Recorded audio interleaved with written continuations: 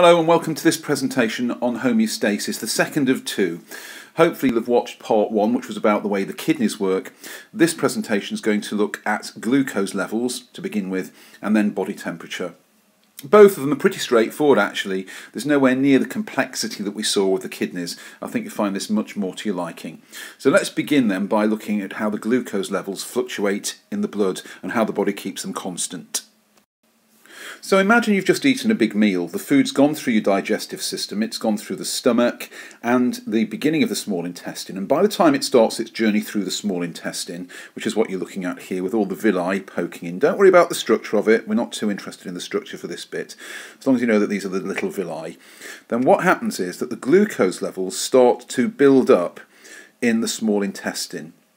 The enzymes have done their job, the amylase in particular has digested starch, and the glucose is now building up in the small intestine. When the concentration gets above the concentration in the blood, it starts to diffuse into the surrounding villi. The glucose is diffusing through, and it goes into the blood in the surrounding villi. And so the glucose level in the blood starts to increase. The level round here goes up in the blood. If we could see inside the blood to make a comparison, this is what we'd see. On the left here is what the blood would normally look like. This is a visual simulation really. You wouldn't be able to see glucose on this scale, but just to give you an idea. If this was the normal concentration of glucose in the blood, this is what it might look like after a meal. The level climbs.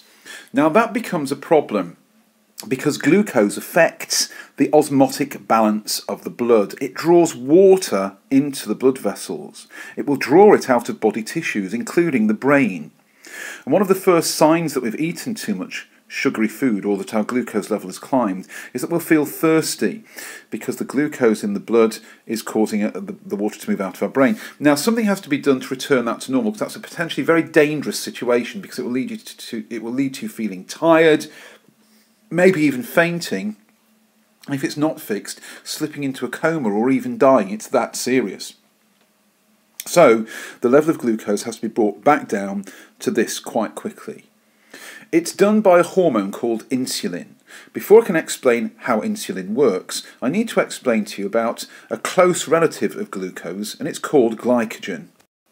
Now over here, underneath the word glucose, I've put a tiny glucose molecule. Don't think you can see it. I'm moving it around there. I don't know how good your screen is, whether you'll be able to see it. If you're watching it on a smartphone, you probably won't be able to see it. But trust me, I'm moving a little glucose molecule there. Down in the bottom right-hand corner of your screen here is another glucose molecule. And I'm going to bring that out, and you'll see that this glucose molecule is attached to lots of others. The reason is that it's been bound together with thousands of other glucose molecules to make a molecule called glycogen. It's absolutely enormous. It's made of tens of thousands of glucose molecules. If I shrink it down so you can see the whole molecule here, you'll get the idea. So over here we have one glucose molecule, over here we have one molecule, yes it is just one molecule, but that molecule there is glycogen. So glucose is a tiny molecule, glycogen is a massive molecule made of tens of thousands of glucose. Now the importance of glycogen is that it's insoluble, so when it builds up in cells it doesn't draw water in by osmosis. It's completely safe to store. It won't make any difference to the osmotic potential of the cell. So we can store enormous amounts of glucose in this way by combining them all to make one glycogen molecule. But what is it that causes the glucose to be converted to glycogen? Well, it's done in certain cells, and an enzyme does it, but an enzyme will only do it if it's told to do so by a hormone, and that hormone is insulin. Insulin is the key to turning glucose into glycogen. And I'm going to show you the mechanism by which this works now, and this is the next slide is probably the most important one on this presentation. So what we've got here are two really important organs in the digestive system. On the right is the pancreas, and on the left is the liver. So after a meal high in glucose, it will start to build up in the blood as I previously described. So the glucose levels start to build up. Now to begin with, that's fine. But if they get to be too high, if you get too much glucose in the blood, the concentration is now too high, it will have the effects I described earlier, where it will start to make us feel dehydrated and faint and all the rest of it. At that point, the pancreas starts to release a hormone called insulin. So insulin is the hormone that the pancreas is now releasing into the blood. And the insulin instructs the liver here to start converting the glucose into glycogen, which is insoluble. Because if the liver tried to store all of this glucose, which is what it tries to do, the insulin makes the liver start taking in the glucose. The liver cells become really quite permeable to it. So the liver cells start to take up the glucose. But if they took up too much, they'd start to swell up and they'd burst. That's what happens to animal cells when they take in too much sugar. So they can't do that. Instead, they start to store, these stars represent glycogen here. So they start to store the glucose as glycogen in the liver like that. And as they do that, that will reduce the amount of glucose in the blood.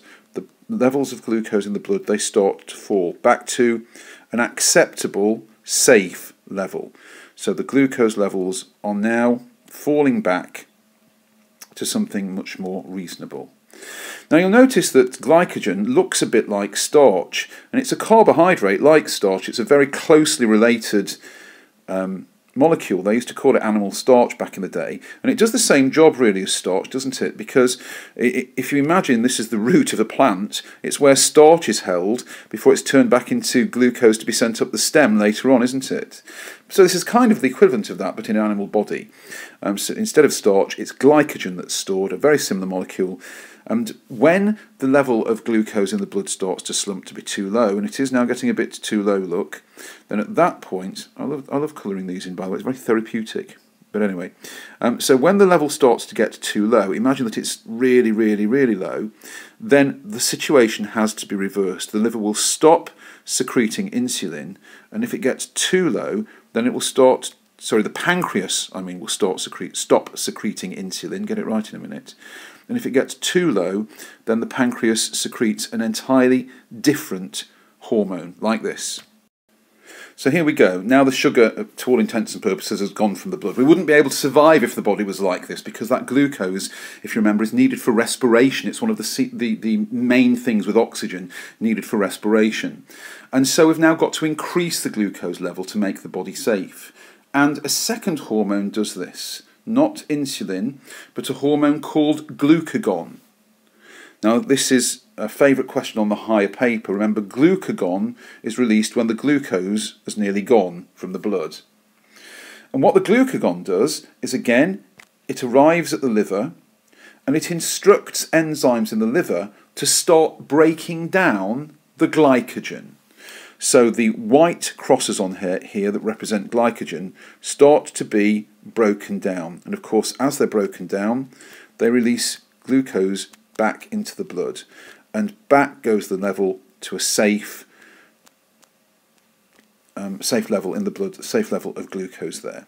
So the breaking down of glycogen returns the blood glucose to normal. Now, the level of glucose will fluctuate in the body during the day. It's quite a natural thing. And as it fluctuates, so do the two hormones, insulin and glucagon. And we can show this on a simple graph. So along here is time, breakfast, lunch and tea marked on the time scale. I told you it was simple. And up the side here, I'm going to do three different graphs. This is the level of insulin in the body on this axis. This is the level of glucose. And this is the level of glucagon. So at the start of the day then, when you awake, your glucose levels might be slightly low while you've been asleep. You eat your breakfast and up they go. Up go the levels of glucose in the body. Insulin responds by going, well, hang on, you're in danger here. Your glucose levels are getting too high. So the insulin level rises in the body, produced by the pancreas, remember, and that brings down the glucose level to something more normal. And through the day we go. Lunchtime, more food, glucose released into the intestines, passing through the villi into the blood. The insulin responds. Whoa, don't get out of control. Up comes the insulin to bring the glucose level down again. Insulin falls once that's happened. On to tea time. We have our tea. Up goes the level of glucose again. Insulin constantly monitoring, or the pancreas monitoring it. It's getting out of control, so up goes the insulin again. And down comes the glucose. But imagine that you go for a run after this and your glucose continues to fall. Well, now the other hormone, the glucagon, steps up to the breach to actually help out here. So all day long, glucagon might have been just staying at a standard level, maybe none of it being released at all from the pancreas. But when the glucose level falls too low, then glucagon responds by rising like this and basically instructing the liver to now start releasing the glycogen as glucose, and the level returns to normal again before the glucagon dips down like that. Now, glucagon will be released whenever the level of glucose is too low in the blood. So if you go for a run midday, then it will dip down there as well. So basically, this is the thing to remember. When the blood sugar level is too high, insulin responds to bring it down. When the blood sugar level is too low, glucagon responds to build it back up again. So the common one is insulin is released after every meal. Glucagon will only be released if we are exercising, or if we haven't eaten for a very, very long time. If you're starting to feel a little bit faint because you haven't eaten for ages, then the pancreas will release glucagon to give you a glucose boost by breaking down that glycogen. It's a simple graph. I've never seen this specific graph on a paper, but it wouldn't surprise me if they don't give you something based on it at some point. Finally, on the sugar control front, I just want to talk to you a little bit about the two sorts of diabetes. Type 1 diabetes is the most serious one. We can live with it these days, but it is serious, and it usually starts in people relatively early in life. They need to inject insulin, quite a big thing, to control it. It's because their pancreas isn't producing insulin. Very often there's a genetic component to this. It's in your genes, which is why people do tend to start it fairly early in life. The treatment is to inject insulin to bring down the blood sugar level, bring down the glucose level. Now, we used to get the insulin from pancreases of dead animals, but these days we don't do that because there's a worry about them maybe carrying viruses and diseases.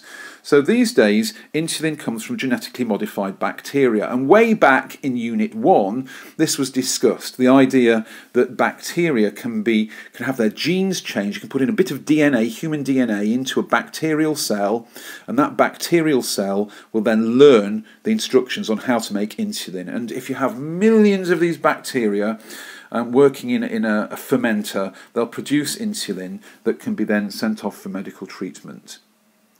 It is possible to have a pancreas transplant, but this is a very uncommon operation.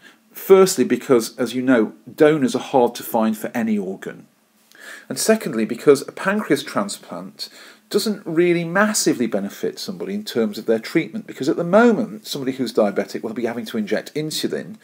When they've had a pancreas transplant, they may be going to have some sort of medication for immunosuppressant to keep their body from rejecting it. So really they're changing one course of treatment for another.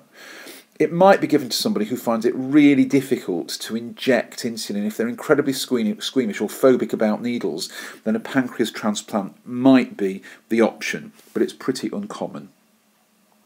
There's a lot of work being done with stem cells at the moment, taking cells from people's bodies and growing them outside the body. You know, stem cells are undifferentiated cells, and trying to persuade them to turn into the cells in the pancreas that produce the insulin. But this is at an early stage yet. There's another sort of diabetes called type 2 diabetes.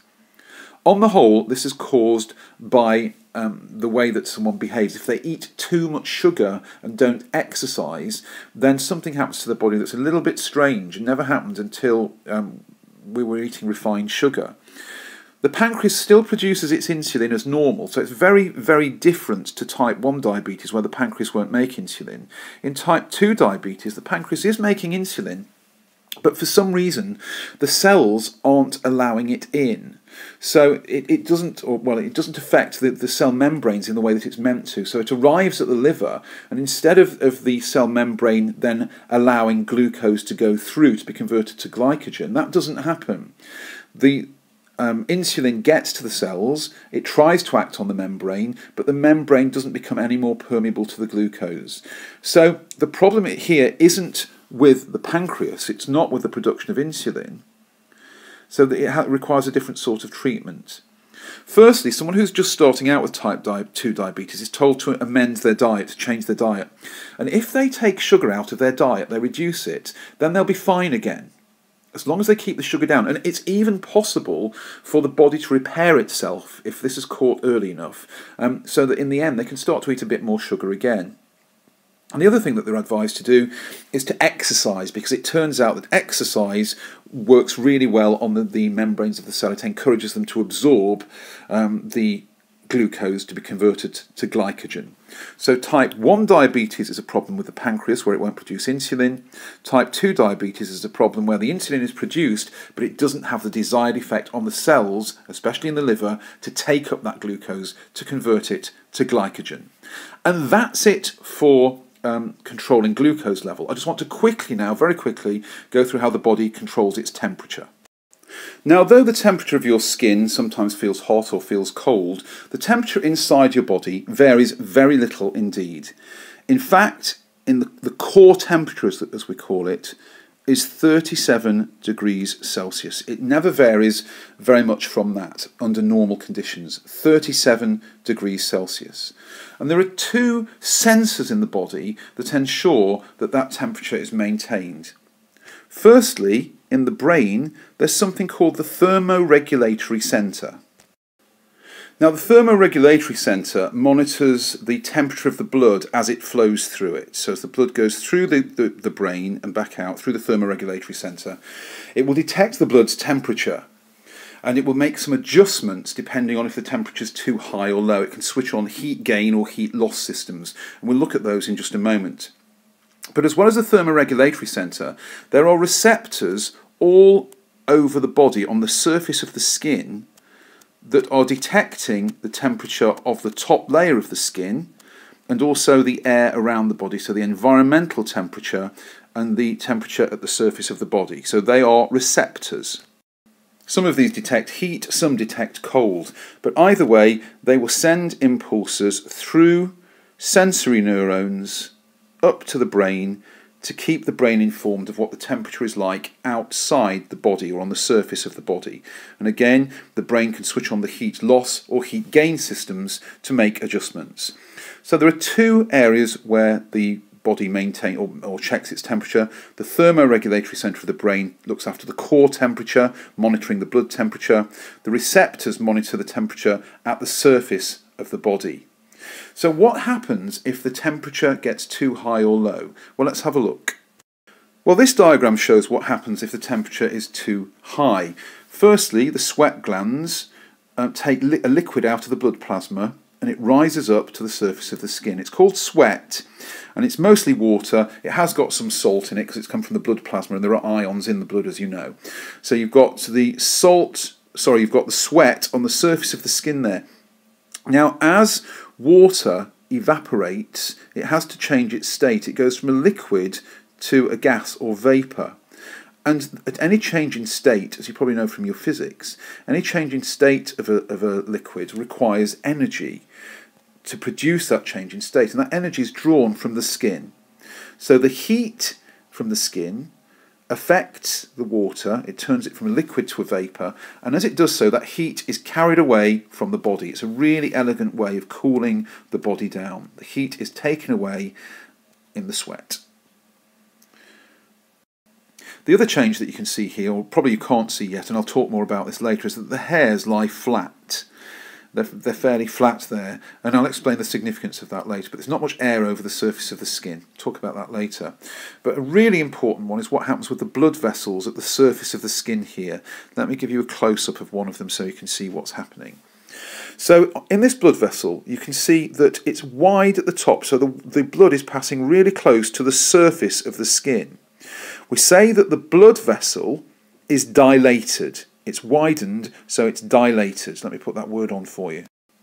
Because that blood vessel is wide, the blood is carried to the surface of the body. And that means that it's close enough for the heat to escape by radiation or even conduction into the surrounding environment. The heat will escape. Unless the temperature of the air is above 37 degrees, of course, but it's rare that that happens. If you're sitting in the shade and the temperature is above 37 degrees, you're probably in a lot of trouble. Anyway, you're in somewhere that you need to get out of. But as long as the air temperature is less than 37 degrees, the heat will move out by conduction and radiation. It will bring about a cooling effect, and that's thanks to this blood vessel here being wide, it's dilated. Now let's look at what happens when the body needs to actually warm up, if it needs to keep the heat in. So this diagram here is showing that, first of all, there's no sweat. Look, the sweat's completely gone. Let me highlight it with my laser pen. The sweat's gone completely, so we know that the person's trying to keep warm. The hairs have stood up now, and there's a good reason for that. And the reason is that once the hairs stand up, they trap a layer of air beneath them. So all over here, you've got air molecules being trapped. Now, air is a terrible conductor of heat. In other words, it's a good insulator. It's the way that clothes work, is by trapping air over your body and insulating it. Because air is a terrible conductor of heat, it's a good insulator. And so in cold weather, the hairs stand up. They might even give you goosebumps, actually, when they stand up. And the reason they're standing up is to trap that layer of air to insulate the body. So we've seen two things there. Firstly, there's no sweat. Secondly, the hairs are standing up to trap the air. And thirdly, if we take a look at what the blood vessels are doing now, we've got a different picture. Because you can see here that the blood vessel isn't dilated now, it's rather narrow. The word is constricted.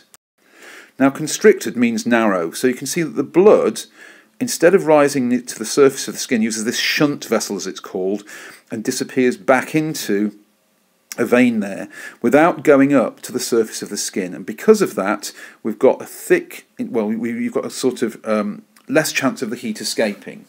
If the blood is transferred through here, if the air temperature was really low here, say 5 degrees Celsius or even lower, then we don't need to worry about the warmth, heat passing out either by conduction or radiation, because the blood is kept well beneath the skin. If the temperature becomes too low and you stay there for too long, then the shunt vessels will really withhold the blood from the surface of the skin, and you get frostbite, which is where the surface cells start to die because they're not getting glucose or oxygen. Not that you specifically need to know about that, but that's what causes it. It's when the blood is diverted further down the skin, but it will keep the heat in. Here's a quick comparison of those two blood vessels side by side then. When we are hot, when we're too hot, then the blood vessels are dilated and open. When we're cold, then they're constricted and the blood can't get through it, so it stays further in the body. So on hot days, we get more heat escaping by conduction and radiation, and on cold days, it simply doesn't. It stays further down the body. Now, just very quickly, the final slide, just to talk to you a little bit about the importance of keeping a body temperature constant. If the body temperature falls by 1 degree Celsius, now you don't need to remember this, by the way, these numbers, this is just for information. If the body temperature falls by 1 degree Celsius, a third, just a bit more of a third, of the immune function declines. We're more vulnerable to colds and other diseases. Also, a 1 degree fall reduces the metabolism by 12%. That's enough to make you feel really very tired indeed, very lethargic. You're not going to want to do any activity. You're going to want to sit still, which is, of course, the worst thing you can do in the cold, because if you're sitting still, your muscles aren't generating heat through shivering. Oh, I meant to mention shivering, actually, earlier. Should have mentioned shivering as the other way that that we keep warm, because when you shiver, the muscles contract really quickly, and the respiration there generates lots of heat energy, and the friction against the muscle cells generates more heat as well. So yeah, shivering is important too. But if you're too cold, if the temperature falls by 3 degrees, you won't even shiver. The shivering stops, and the temperature falls even further. And you can see that even at a 1 degree decline here, then the enzyme activity falls by half, 50%. So your whole body chemistry is going to start slowing down. So you're in a terrible predicament. You're getting colder, you want to sit down or lie down, you want to go to sleep, and your metabolism will then slow down even more and you would end up dying. So it's really important that if your body temperature gets to be too low, a condition called hypothermia, if you get that, then you must stay active and keep moving. Put layers of clothes on to defeat it. I'm cross about not showing you my shivering picture now. Let me add a shivering picture to remind you of the importance of that. There you go, there's Shivering Man. A reminder that when we're too cold, shivering is another means of gaining heat. So as well as the hairs standing on end and the blood vessels constricting, shivering is the extra way that we can warm up. Now on the other side of the page here is somebody who is suffering from heat exhaustion, and that's caused very often by exercising in hot weather. You know, there are often concerns about holding football tournaments in really hot countries during the heat of the day because, you know, your body temperature it needs to be 37 degrees. If you're in a hot temperature, you're going to struggle to reduce it anyway. And if you exercise in that heat, your body's producing even more heat. So you really are in danger, not just of getting too hot, but of actually collapsing and getting heat stroke. So in hot countries, you don't normally find people going out running, for example, in the heat of the midday sun, because they are going to overheat. And if you do get too hot, if your body temperature gets much above 37 degrees, your enzymes start to denature, they fail, your body chemistry stops working, and you're going to fall into a coma and die again. So there's very little scope for body temperature to change. If it falls below more than 3 degrees or rises more than 3 degrees, if your core temperature varies by 3 degrees either way, you're in a potentially fatal situation. And if you showed up at hospital with a temperature of 41 or 34, they would rush you into resuscitation. That's how serious it is. So it's part of homeostasis, it's maintaining a constant body temperature, and that's it. We've covered body temperature, we've covered glucose levels, and in the previous presentation we covered the working of the kidneys as well. So thank you for watching. That is the end of this presentation in which we covered those things on the screen there. I'll see you again next time, and good luck with the revision.